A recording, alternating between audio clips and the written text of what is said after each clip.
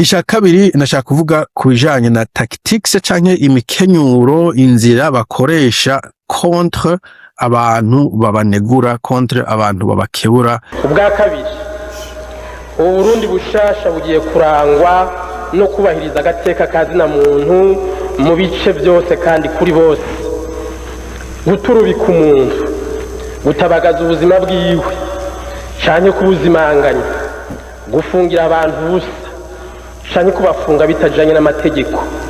kutubaha umuntu ngo nuko atifise. Ivyo byose bikaba biranga intwaro z'agahotoro tugiye kubisezerera muri intwaro y'Uburundi bushasha.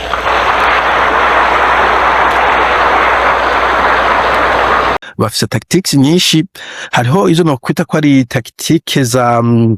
muri administration no muri legale no mu vy'amategeko, na cyane cyane nk'abari Burundi bashaka tuzokwima akazi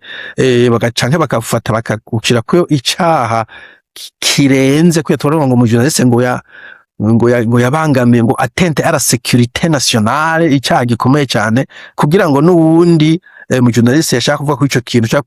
kugira enquête ko ico kintu cyumva ko ico kintu ari tabu kizira kwinjirayo kukigize ko nuze enquête uzobugize atteinte à la sécurité nationale ugo ko icaha gikomeye cyane ugacutinya umva ko akoresha donc izo institution iyo pression uvuga y'amategeko. D'ailleurs natwebwe tubi hanze jewe bundi narose kumena ja kushika okay ndakanda uvugo narose imessage nko masa 3 z'ijoro bavuga ngo bagiye kundonza Interpol, umva nkiyo ni pressure baba bari kwa gushirako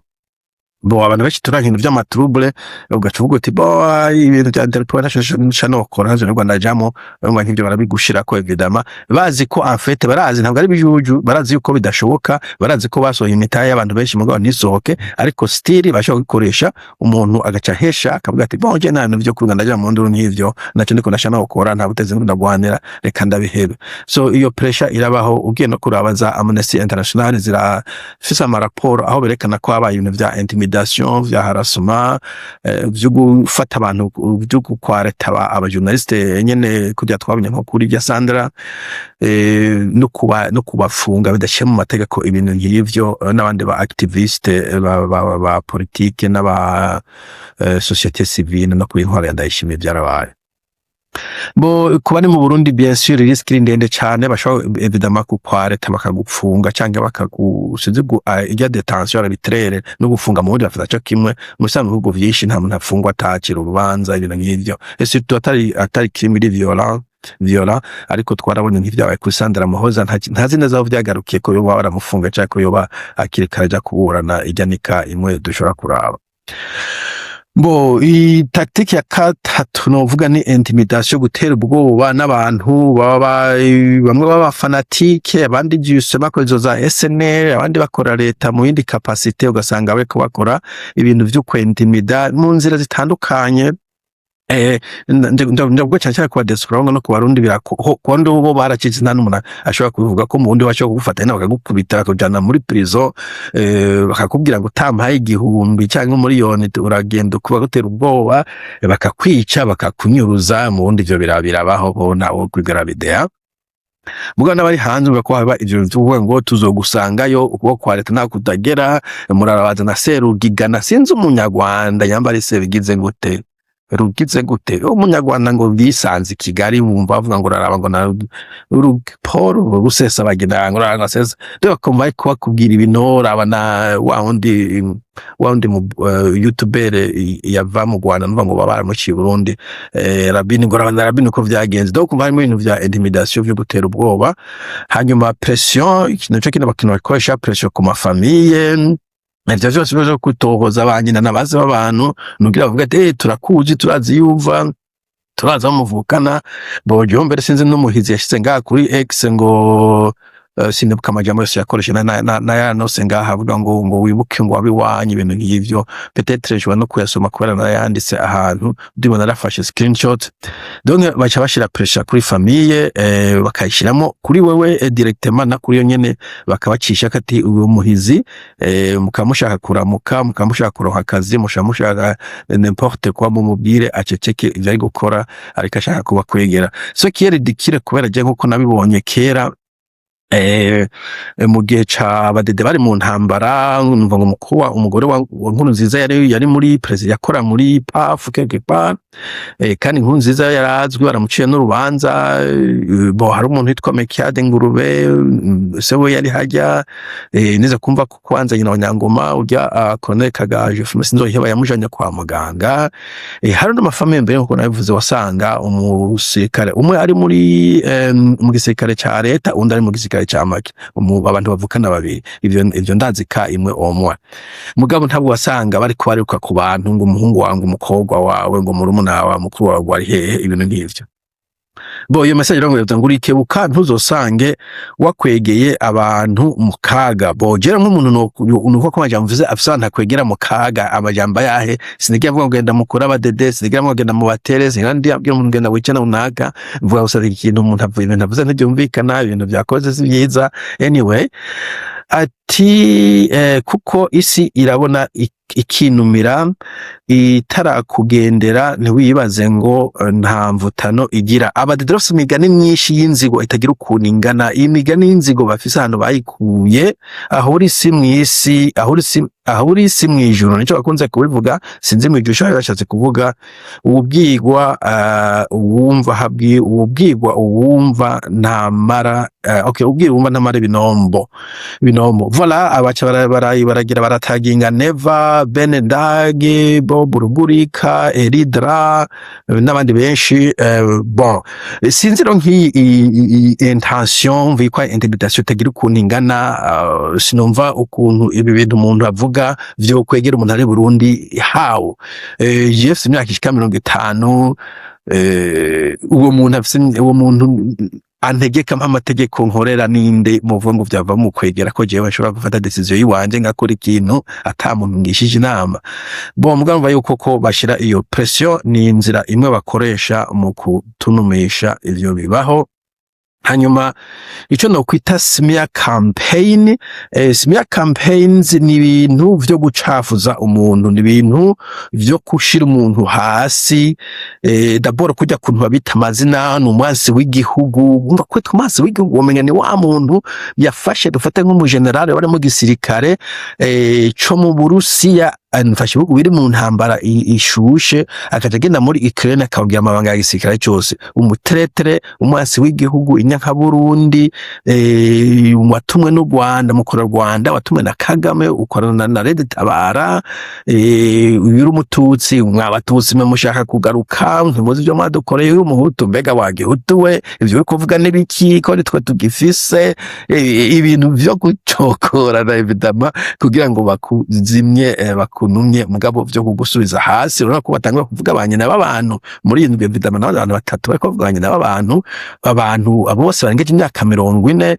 umuntu agiye imyaka 40 kumuvuga kuri nyina pe n'ikintu giteye isoni cyane ni ibintu naheruka turabungere batoyi naho nyene bararaba ko atabantu bariko barakora imbere yo kuvuganye na wundi muntu ariko urumva ko bibabaje cyane kumva abantu bakuze baja kuri televiziyo bagatangura kudebata nyina w'umuntu umusaza afite imyaka 70 it doesn't make sense mugabo mva niyo nzira nyene yo kugushira hasi ukweka ko ntaco maze nta naho wavuye kwanza uvyagwa n'umutwe sinzi ko abatwa mu Burundi bakimene no hakera sinumva kuvyagwa n'umutwe ko ari kintu cyo tuma icoriyanda opinion yawe politique umaze gukora cyangwa kubona igihugu I don't know mugabo mva nezo system bakoresha ariko plus dangereusement ikintu bakiri dangereux bashaka gukoresha infiltration donke gucengetera mu ahakumva ne ku bantu bari muri politique barabacengeteramo nibaza ko nabona ibigamba girigabagura canke abantu batakifise ikizerane entre kubera babacengeteramo akaza yambaye impuzu nziza avuga jewe ndi muri uyu mugambwe akajamwo mu nyuma gasanga ya créer conflit interne ibintu bigasanga bisambuka bigatuma abandi bantu batizerana Personne muri politique sinze no umuntu ahantu yiza kumubwira ngo ngomba tuvugane umbwire bikingo hari ndatuma vya politique je sindemo pe nta politique ndimo nage unjakisha sinzande ko mbwira ngo ndondera ngo contact ya ndondeza ngo tumusange yo ndamubwira fata Google Map wandikemo Baraka ucukurikira inzira ntumumbaze ntibombe ntavyo nzi jewe Kongo sinzi n'umuryango wa itumbereye en fait mugabo mu bantu bari muri politique n'abantu bariko bakora ibintu activisme, nibaza ko bashobora kuba infiltre, bashobora gucengeterwa ugasanga hariko haba ibintu vyo kutumvikana ntumenye aho bivuye, mugabo bikaba vyavuye mu bantu baje badafise ide imwe yo mushaka kuja, ahubwo baje gusa ku kazi, kumera nk'ababasambuza, kumera nk'ababatera akajagari mu vyo muriko murakora. Ikindi mukenyuro ni novuga digitale, kuguharasinga kuri digitale, ugasanga ukagenda ahantu bagakira ubundi bucano bushinzwe kugutuka, bucano bukwiyitirira ubundi bugutuka, bakagira amakarikature, ibintu nk'ivyo, bakakuripotija bakaza kugutuka. Hari umunsi uzona imbonera kure zose zaje ziriko zishama mu comment y'ibitutsi kubera uvuye ku yindi channel yakuviza ukaca baza bakagusangaho kukuripotinga, gusanga ko vugaho iyi video iratukana, ivideo igize kunuku. Erezuma aya ma platform barazi yuko ivyo bishoboka, iyo uripotinze post barabanza kuraba ko vyo koko ikwija ama standard yabo, standard yabo sigose cyo kimwe n'ayu Burundi, mugabo barabikora bo impersonation. Donc umuntu akavuga je ndi Pacifique, jewe ndi Magi, je ndi Ndondeza, jewe ndi, bakangira account isana ya yindi kugira ngo abantu bagwe muri iyo manga, canke bavuga ngo ngo nabana naka ivyo yavuze, canke ukatangura kubabwira amabanga uzi ngo kugira wa muntu. Kumbure ibintu vya bita phishing ngira ntibara sophisticated mu Burundi, ivyo no cihoza no dakota cyo bakora mu naco kirashoboka, bashobora kurondera kukwiba ntuze account yawe. Jafe ndafise account imwe kuri X nakoje nk'ukwezi kumwe, hari umuntu yayirya cyane ndayimuhebera ko yari ya fake n'ubundi, nani kintu cari kwareze nk'imyaka 10 nayikoresha, mugabo yashobora gushika bakiba account yabo bagaca bahindura ama modo pass, igacibi yabo ukaja kurundo gusanga bakugaranye, ariko bagaca bashira ko na facteur a identification multiple, 2 factor authentication, authentication, double authentication, navyo bashobora gukora. Donc account yabo kaberagiye burundu. Ivyo biri dangereux kubera non seulement gutwaye information, ahubwo cyane cyane habara abantu bahora mu communica, baca baba expose, ugasanga bashobora kubagira nabi. Sinuva ko vyashitse, mugabo naza ko mu vyo nza kuvuga vyo kwikinira ico kirimo yuko wogerageza yuko batofata konti yabo ukoresha muri ibi bintu. Kumanipira amafoto bien sûr n'ibindi n'amajwi wagize, aho bakata kantu bagakata kariya bakabiterateranya, ugasanga ivyo wavuze sivyo bariko baravuga, sivyo wavuze, icanga ifoto ya kera bakayiza nakashira ibandi ikindi kintu byutse kubwaba gucavuze. Hanyuma ibintu vya copyright na platform strikes. Copyright musanga nko kuri YouTube kujya kuntu Jense sangura, ndamaze kuronka imwe kwanza ni channel bita icyo nuze ngo niyo kwa bane banyene nahageze no kuza kwiraba nina yuko ndayivuga mange fise 257 alafa, mugabo yankubisiye strike, kubera urumva iyo uri klasasangura musanzwe urariko kugira commentaire kuri video, mugabo nuze limite ya how much y'ivyo wogomba gukoresha ntabyinzwe neza, so ashobora kufyitwaza akagutsaba akakugira strike, kandi strike zitatu zishobora kononera cyane, mugabo je de jouer sa hakiri kare. Mugabo ivyo barabikora kuko umva bashaka bakuruhishe, d'abord bashaka kuruhisha wa muri koruka n'ama password, ukana guhindura biriya,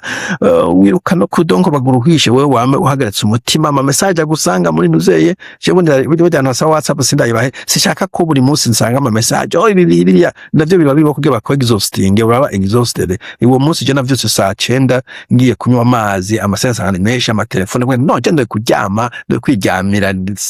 murambwira bukeye ngo ni just I don't care na urgence, yari urgence amagara police cyangwa ambulance, je na police cyangwa ndasifise I'm going to sleep. Bukeye baratangaye ko ntahaba bose uwo munsi nkaranica, mugabo vyarandistorienze mu babigira uko ikindi kudamaginga credibility, umuntu yara kwizera ntasho kwizera, naje tumona bazana ibintu by'ubufuti. Personnellement nta credibility ndiko ndakeneye ko ndavuga nta mugambwe nimwo, amuje muri abantu batanu turaganira, ujuru umwe turaganira, c'est très bien. Amwanya muri kwanje ndawumande ku ma conversation privée, nta ma views ndiko ndaronda, sinza abantu mbona kuzanga ronda ama views, hano ama views yuatetse ntasha ndi blague natoye. Mugabo kugira abantu bose gukwizera, barondera ikintu se power koze mu runaka mufana ikintu yakoze, ta situation yose personnel ibintu nk'ivyo urashonje ibintu by'uburofa bitagira ukuntu bivugwa tusa nuko babikoresha. Voilà, of course ku bari mu Burundi barashobora kubagirira nabi, bashobora kubagirira nabi évidemment, ariko ico kana kivuge mu bintu vy'ama risk, ama risk ashoboka. Hari umuntu yasabye ndaja kumuraba amariske novuga ku bantu bari mu Burundi noba ko ari menshi cyane, bien sûr naza ko ari mu Burundi bo no kwibara cyane gose, kiretse uzi ivyo kurakora abantu babyihebe abona kumenya ko mu Burundi kameme kugira hariho urugero rutagera kuri cyo tubona bagwasa bavuga bitonze cyo babona ba Francis bavuga gake gake suko bo agashavu bakandu ndakabarusha nuko banka ukubita gati mu ntozi guze zibaje ivyo nibaza ko ari mu bundi mutahura cyane gose kuko baba ariko barasimenya n'ibikira bumviriza bo kuba muri diaspora ama risque naza ko risque physique ni ntoje personnellement aho ndi no ko ari presque nul, presque zero, ni nka zero, nta buryo dede ishobora kunshikira ahantu ni personnel. Nivuga ko risque iri proportionnel cyangwa relative na proximité y'abadede, proximité y'u Burundi. Sinzi mu Rwanda ko vyifashe muga muri Kenya, uri muri Tanzania, peut-être Zambia na hantu bashobora gutuma imbonera kure ku madolari 30 ikaba isize Kenya, imbonera kure zifise ntuzeye ardeur zifise n'inzara ku madolari 100 ashobora kukugatura akaguha isumu, nuva ngo arakoresha isumu. Ico osindamenya neza ko hari umuntu rirahitana canke ko bace bagivuza ko neza ko ari sumu en produit chimique ugiye muri hôpital ningo uca ugivuza komereza gushikaho ingene umuntu yo kwikingira, ariko neza ko le plus wegereye Burundi le plus uri muri iyo risque bosinze ko hari risque ya deportation ko ashobora no gufatira gusubiza inyuma navyo nyene vyoshoboka kubera polisi zo muri Tanzania hakaronaza ko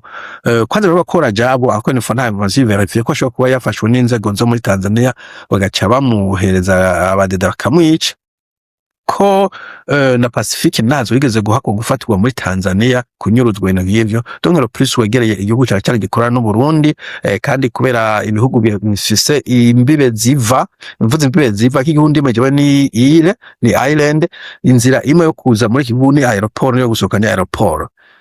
So urashoboye gufata umuntu mu Burundi muri Tanzania ashobora gufata umuntu ukamucisha ku mupaka ahantu muragaraza ufise amazi make cyangwa iki ukamuja ukanumufashe mu izosi aha nta kuntu ufata umuntu umuciye kuri aeroport ntibishoboka. So niyo zo risque umuteri gabanuka.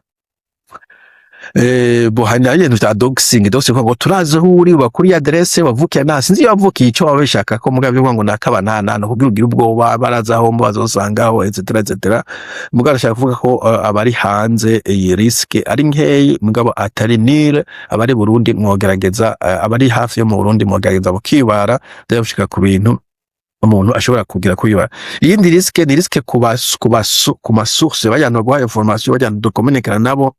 mu gihe bahakinza account yawe niho nibaza ko ugomba kubishira mu nguvu nyinshi. Mu gihe bahakinza account yawe no kuvuga ziya communication bacazibona kandi baje abantu bari mu Burundi bamwe bafite amakonde anonyme bashobora guca bamererwa nabi bati waravuze kuri binini nabiriya. Ico gihe jewe account keshi na keshi bari ko protege ayo masource nta bintu byinshi ujye hakinze X nta kintu wowe hakinze nta byinshi birimo na Facebook hakinze ama video yatwara natangura yindi cyane ngakora yindi na YouTube n'ibiki mugabo nko kuri Facebook hari abantu tuzo dukomunikana en privé abantu n'abakwegenje tuma vatades ntuzeye précaution nyinshi cyane kugira protege ntuzeye digital zanje uzo ko nkora muri IT ntuzeye muri IT cyber security rege dufata au sérieux je n'agifata au sérieux ma vise authentication 3 facteurs n'izindi protection zitazanzwe ama password ari compliqué n'ajya kubishikako kugira ngo ntihagire umuntu ashobora kuza guhakinga comme ça.